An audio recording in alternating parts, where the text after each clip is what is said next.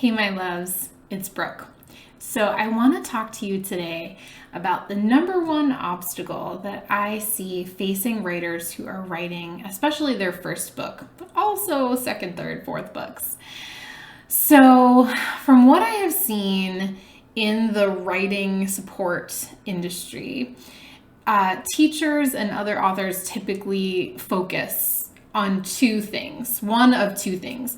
One is like the writing habit. So, how do you make writing a habit? How do you just sit down every day and crank out 500 words or 1,000 words or a certain number of pages or write for a certain amount of time, right? Like, how do you kind of set up a habit and then make it work every day? That's great. I mean, that can really help. The other thing that I see people really focusing on in terms of teaching and supporting new writers is technique. So like knowing what to do, knowing how to write well, knowing how to outline and plan a story, knowing how to execute, tips and tricks for writing. All of that is also good because you need both. If you're going to write a book, you need to have some sort of a consistent writing habit that works for you, even if it's like inconsistent. If you like sit down once a month and you crank out like several pages and that's like working for you, by all means continue, right? And you need to have a solid grounding in writing craft and technique in order to write a book that's going to sell or appeal to readers in some way. The thing that I don't see anyone talking about that really gets in the way of writers writing is a little bit more esoteric. And it's actually two things. So I called this video the number one obstacle. And I think it's actually two things. And the first one is worthiness. I think there's really, one of my teachers often says that the only thing that matters at any given time is the conversation you're having with yourself.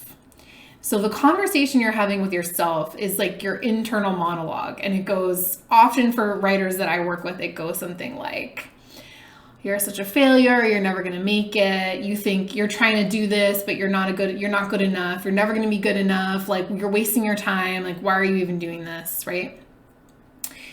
Or there's this like tension between what they want, which is to write a book. Like, I work with people that have dreamed of writing a book for 20 years or 30 years and, still aren't writing. There's this piece of really like that what they want, their desire to write a book is in conflict with all of their programming from the culture. And the programming says things like, no one wants to hear what you have to say. Like, only celebrities write memoirs, right? Why do you think anyone would care about your story? You're not good enough to write a best-selling novel, whatever it might be. No one cares what you have to say, right? Like, this is kind of what's happening. This is the conversation that's happening internally. And so there's this piece that I do in my work with writers of reclaiming their worthiness to be seen and to be heard at a deep and visceral level. And when they know that, not just in their head, but in their heart and in their body, when they know that they are worthy of being seen and heard, they know that their story is worthy of being taken in by readers and kind of like digested, right, by readers, something really fascinating happens to their writing. They stop over-explaining themselves. They just say what they mean. They don't qualify. And they start to enjoy writing a lot more because it's like less of a total mindfuck, right? It's just sort of, it kind of opens a channel. Their worthiness flows through and their story, whether it's a true story, a fiction story, whether it's self-help, personal development work that they want to teach, like whatever it is, it kind of flows through much more easily when they begin to embody their own sense of worthiness.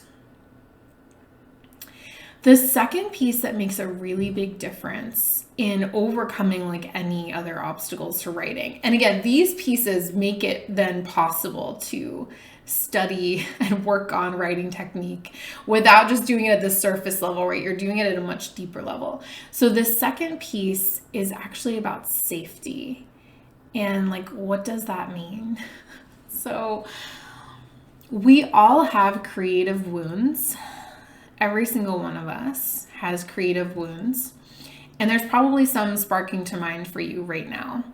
So you might have experienced creative wounding when you made something and a parent or a sibling or a peer or a friend like made fun of you or kind of made a joke about something that you had created really in earnest. It could have been a teacher or a professor's really harsh criticism, or that sort of like ironic elitist like bullshit of someone like really, really tearing you down, right? It could have been in like a workshop setting or a peer group kind of feedback setting where people really just took you down, right? I have a private client who's working on her memoir with me, and the first time she went to a writing workshop as an adult, she wrote a really intense scene about her father hitting her mother. And they all told her that they thought she had exaggerated, that it couldn't have been that bad. She was exaggerating. And so she stopped going to that group, and then she stopped writing for a really long time. I had an experience when I was in my early 20s and I was writing the book that would become Catchlight, which is my novel, where I went to a writing conference at like a local community college after I had graduated. It was a weekend conference, and I remember Frank McCourt of Angela's Ashes was the keynote speaker. This was a long time ago, and he was like a really big deal. Not that he's not a big deal. Anyway, we had the opportunity during the conference to do a 5-minute pitch to an agent about the book that we were writing. And so I went in and I was so excited, and I was talking about how, Catchlight is about a family dealing with Alzheimer's disease. And I gave the agent all these statistics about how many people are diagnosed with Alzheimer's disease, how many millions of families in the US this affects, compounded, right? Year over year, people that are being diagnosed with this disease. And he totally eviscerated the idea. He was like, no one is going to want to sell this. No one is going to want to read it. He was like, agents and editors might be dealing with this themselves. They might have aging parents, and they're not going to want to come to work and work on a book about this. Like, no way. I was crushed. I was like 23 years old. I had maybe 100 pages of this book written. I didn't even know, like, in my mind, I wasn't even saying like, I'm writing a novel. I was like, I'm writing a book that one day could maybe become a novel. I don't know. We'll see, right? That was my inner conversation at the time. And to have, first of all, a man crush the idea. Second of all, like someone, like a professional person in the industry that I wanted to have a career in for my whole life. Like, this is like my life dream, right? Is to have a career as an author. It was devastating. And that doesn't mean, as a side note, that I can't take criticism, because I sure as hell can, right? I've had people, like I had another famous author give me some really tough criticism on a draft of my book. And after I licked my wounds a little bit, I knew that she was totally right. And I went and like took her feedback and implemented it. And it became a book that I am super proud of, right? So this piece about creating safety doesn't mean that you're so, like, everything is so precious that you can't accept feedback. No. The safety piece is around creating a container in which you can create. And no one has permission to eviscerate this tiny fledgling tree, right? That's growing, right? Which is your book. So part of what I work with my clients on is creating that feeling of safety that allows you to sit down and write something and not delete a sentence like every other word. You get so frustrated, you don't know what to do, right? You kind of like lock yourself into these knots where you kind of can't you're like in this like little room in your mind, and like everywhere you turn there's a corner you can't get out of, right? We basically take down the walls so that there's this wide open space, right? And that your creativity, your inner writer, feels safe enough to like take some deep breaths and like start writing some crazy shit that like feels a little bit scary and vulnerable, because that's where the gold is, right? So if you've been struggling to get your next chapter started, written, if you've been having trouble sitting down, if you're having trouble like getting anything on paper that you don't immediately delete, I invite you to like literally create some safety for yourself. So get a blanket, wrap yourself in a blanket. Like you might try handwriting instead of writing on the computer, which can feel like a little bit more contained. Like no one can see this. This is my own private thing, right? Just as like a way to get yourself moving. And also I invite you like not to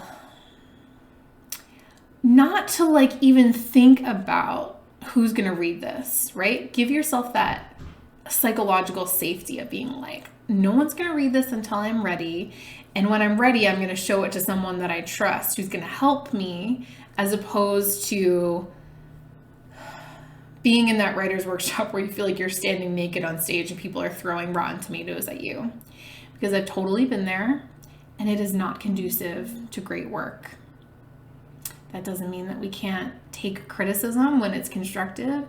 It just means that it shuts down all the parts of us that create original work.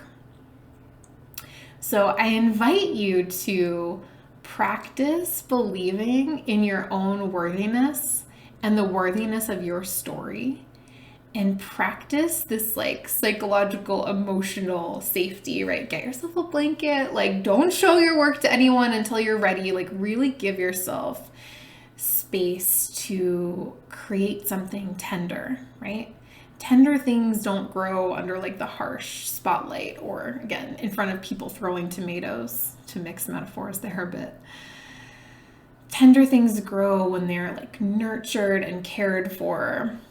And once it's grown, your book has grown into like a tree, right? We can start pruning it. We can start, right? We can kind of like handle that constructive criticism that's going to make the tree stronger. When it's a little baby sapling, don't let anyone step on it. If you want some support to write your next chapter in a safe container, I invite you to my next 5-day Write a Chapter challenge. So I run this challenge live several times a year.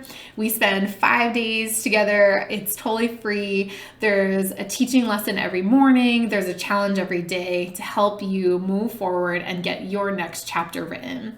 So sign up at the link below, and I will see you there.